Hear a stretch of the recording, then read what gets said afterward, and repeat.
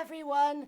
Welcome back. It's day 5 of the 28-day Get Hired Challenge.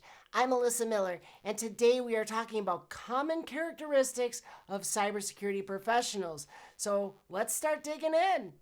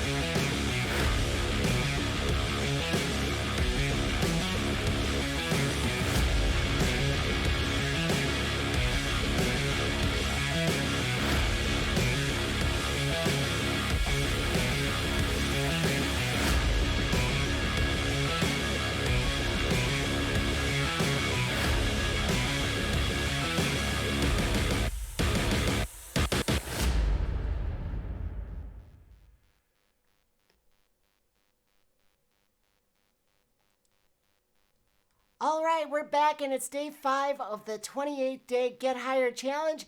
I'm Alyssa Miller, and we are talking about common characteristics of cybersecurity professionals.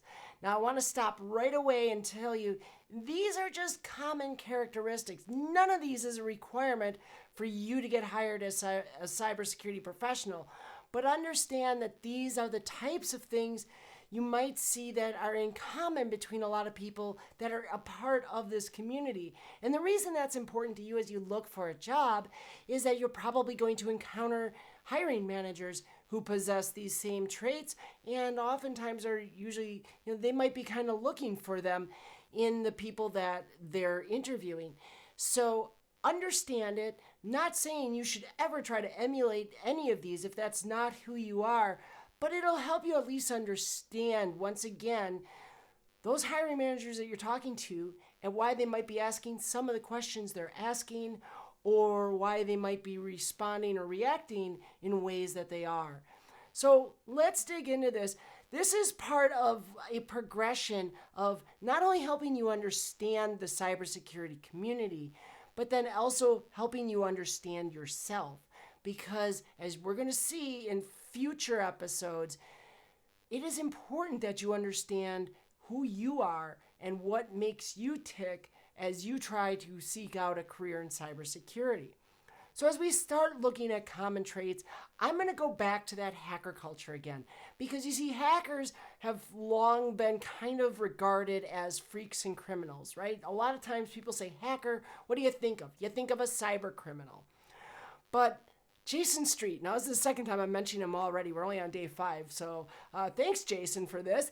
But in a keynote that I saw him give a number of years ago that really touched me, he talked about how hackers aren't freaks and criminals. We're inventors and creators. And indeed, when I go back to the hacker culture that I grew up in, that's what we all were. We were very passionate about technology.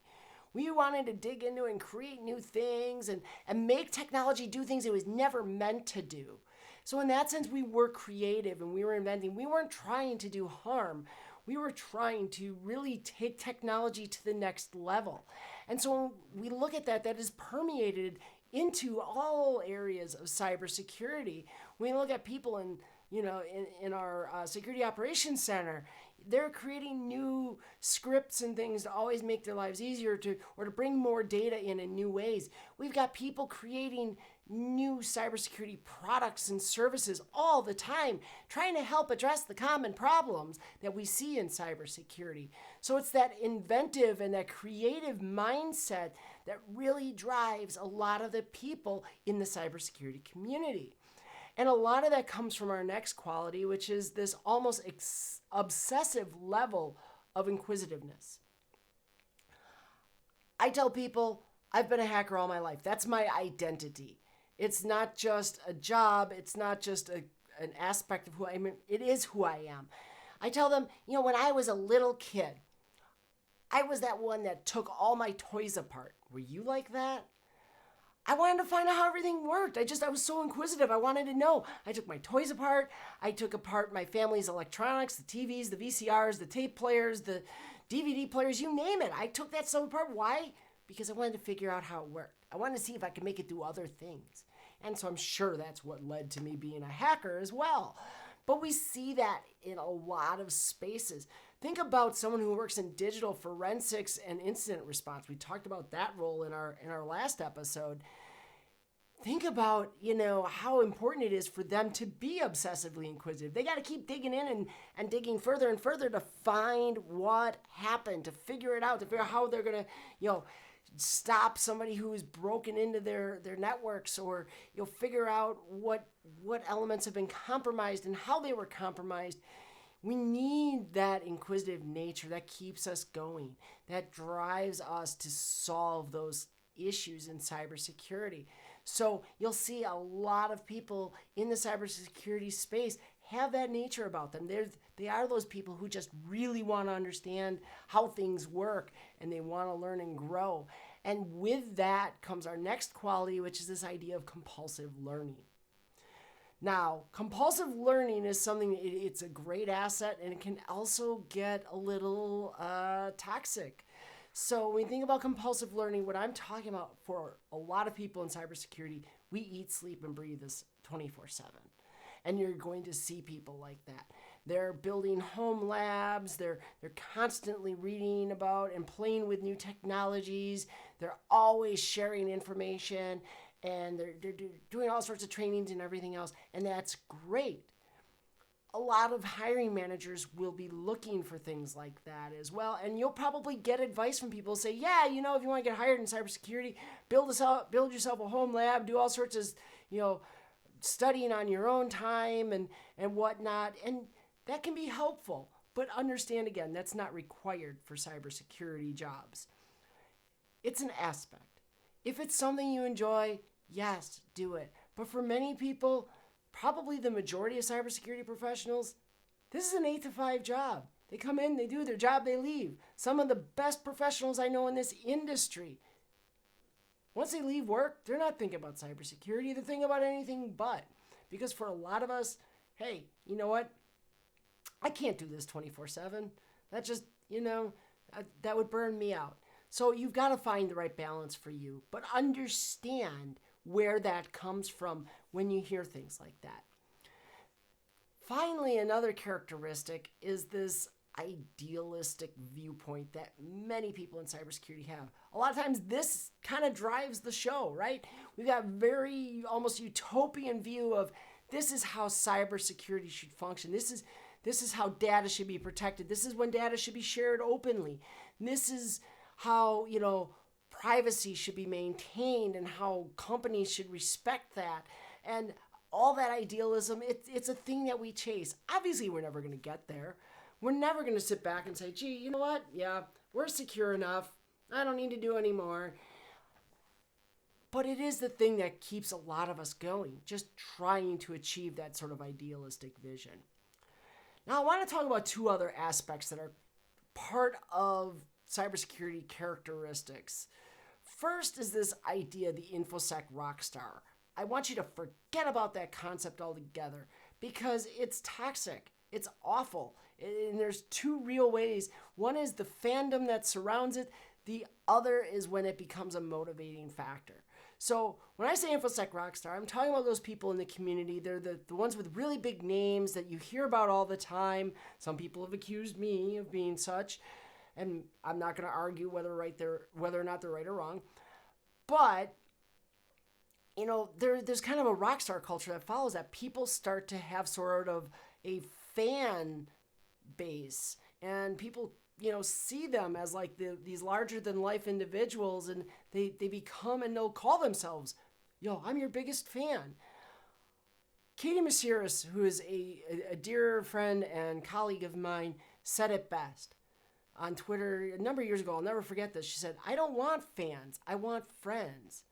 And the message there is we are all human beings. We are all human. None of us is more important in this industry than anyone else. None of us is any bigger of a person than anyone else. Yeah, some of us speak at a lot of conferences. Some of us are doing creating a bunch of content like 28-day get hired challenges, for instance.